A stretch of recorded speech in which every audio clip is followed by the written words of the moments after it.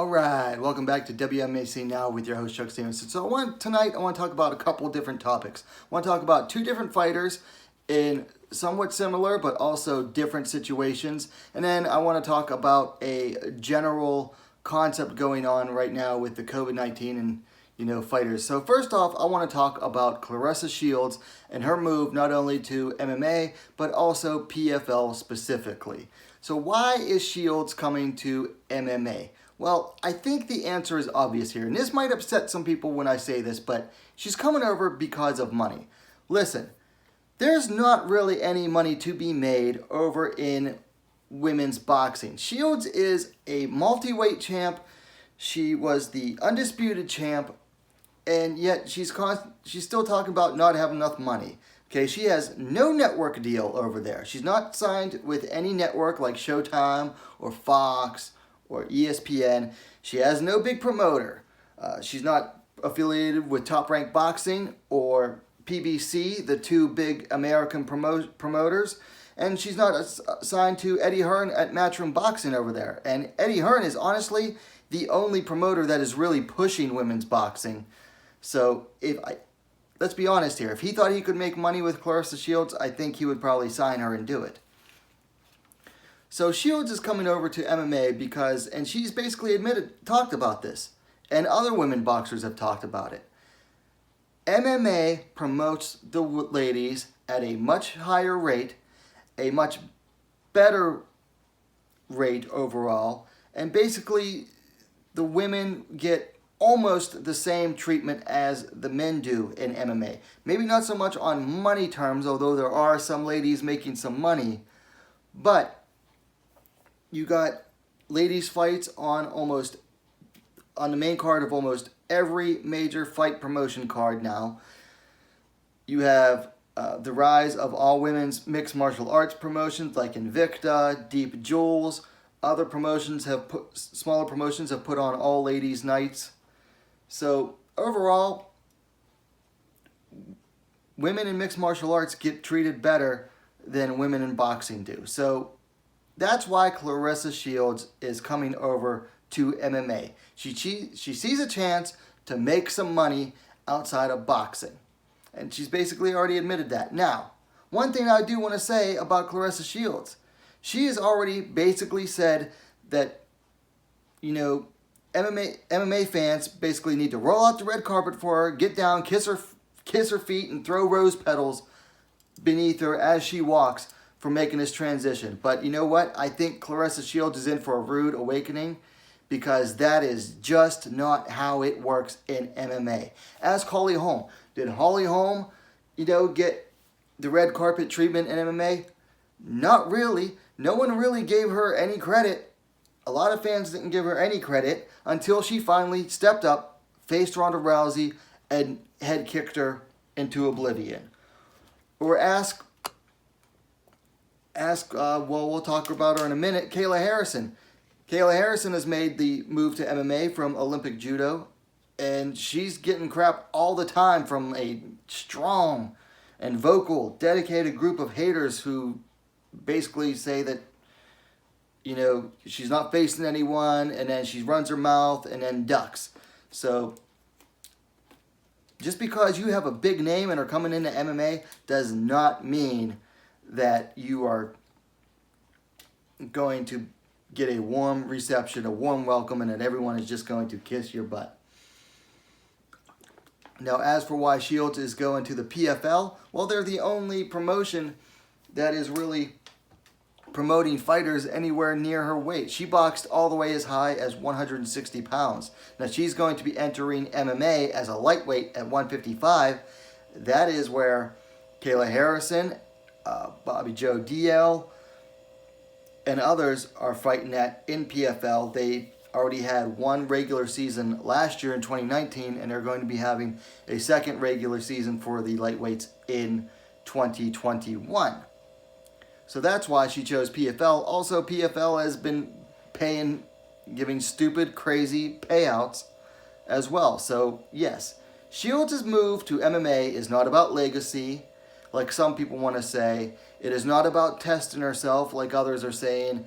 Shields' move to MMA is purely about money. And you know what? I don't have a problem with it as long as she takes it seriously. Hey, go get your money, girl.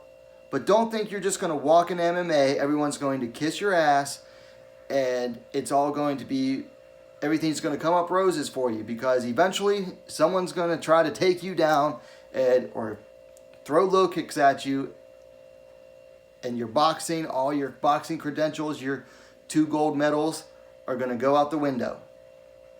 So good luck to Claressa Shields, and that's probably all I'm going to have to say about her until she actually makes the move sometime in the first half of next year.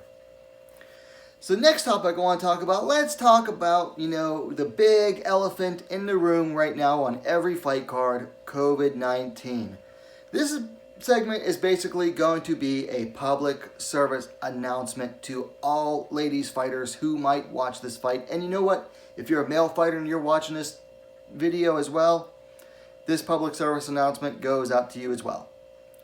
Fighters, stay ready right now. You need to stay ready, fighters, whether you are already signed to a big promotion or not, or if you are in one of the feeder promotions, even if you're on strictly on the regional circuit, listen, stay ready. Also, make it known via social media that you are staying ready. As we are seeing, a lot of fighters are getting the coof. They're having to pull out of fights. Fights are getting canceled. Fights are getting changed. We just saw Angela Hill pull out of a fight because she caught the coof. Hill is usually the one stepping in on short notice for other fighters, and now she's having to be the one to pull out. And look who replaced her against Tecia Torres. Sam Hughes of LFA. Hughes is coming in at 5-1. Just fought last month.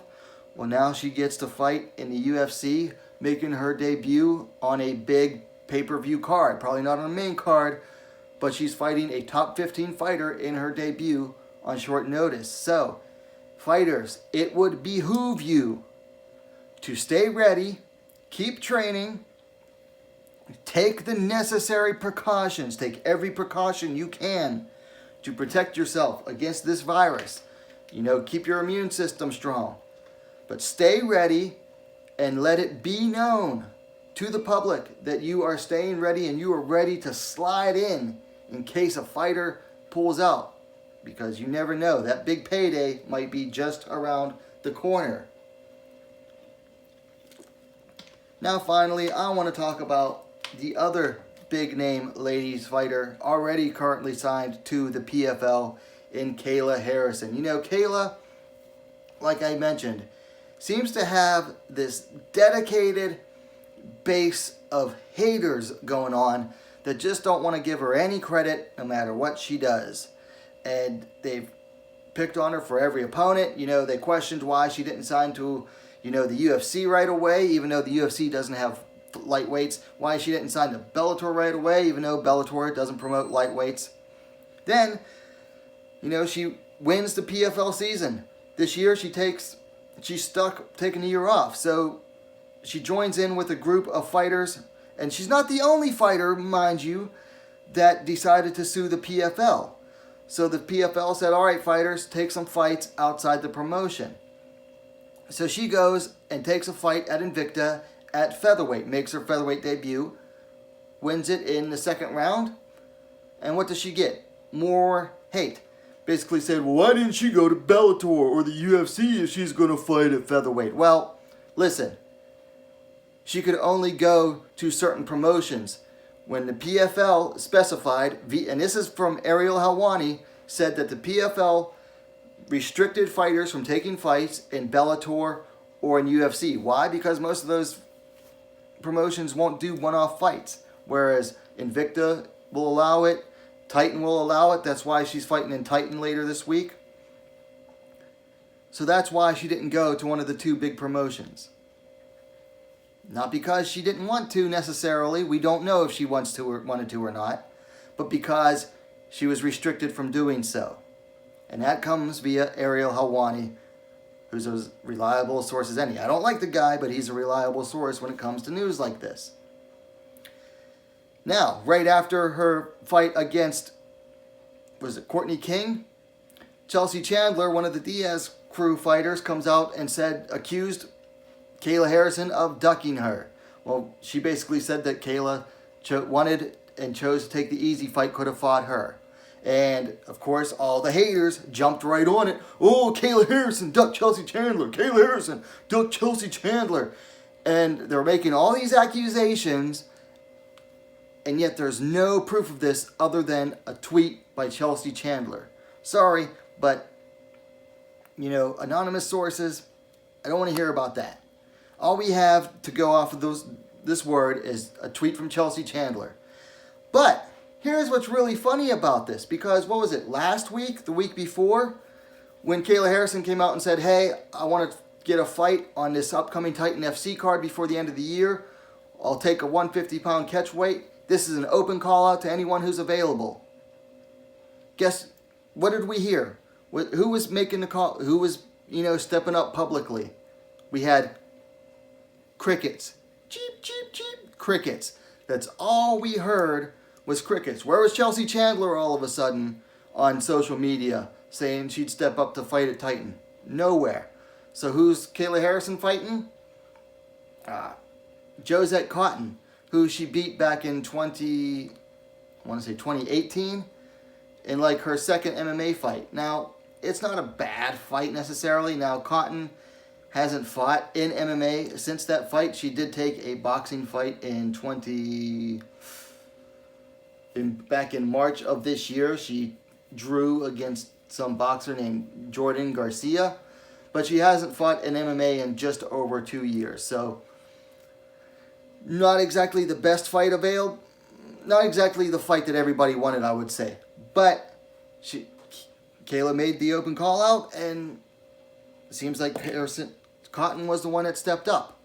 Where was Chelsea Chandler? You'd think that for someone who straight up openly accused a fighter of ducking you, that she would be the first one to line up on social media and say, hey, I'll take that fight since you ducked me before, but nowhere to be found. So, I just want to say, people can accuse her of ducking all they want, but all I'm going to say is this. Where's the beef?